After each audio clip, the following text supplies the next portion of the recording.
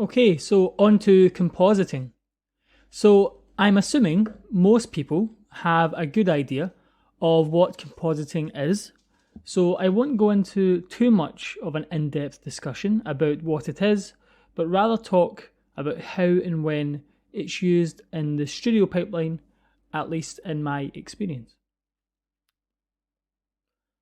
For the purposes of this course, we don't need any live action integration, so we can focus on the pipeline of a fully CG studio.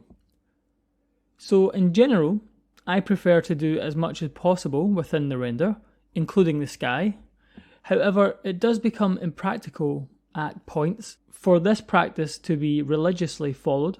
The type of things I typically do each day when I am in LRC are sky replacements, DMP integrations, environment projections, render layer integration, so that's environments, characters, effects, etc., channel compositing, color corrections, both assets and layers.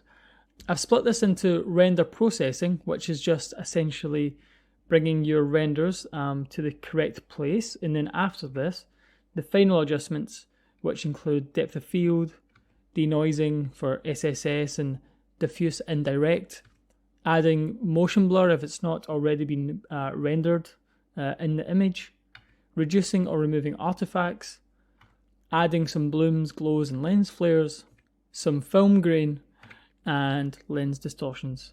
And this also includes camera fall off.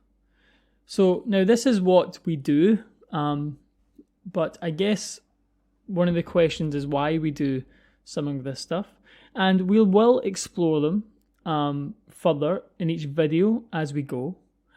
But either we are trying to match a reference or a color script. Some of the changes come as a note from the art director or the director or the client. We may have to fix issues or artifacts within the render. We may just be adding some camera effects, as we mentioned in the previous slide. Or it may be full-blown look development. So some projects require look development and heavy compositing to achieve a certain style. But this is a whole other subject, and it could be a whole other masterclass. Now, of course, what we'll cover here over the next 10 lessons or so is only a small part of what's possible in compositing programs in general, but it will be more than enough to introduce you to the general workflows within the compositing programs and within LRC, and also more than enough to finish the image. So let's get back into Fusion.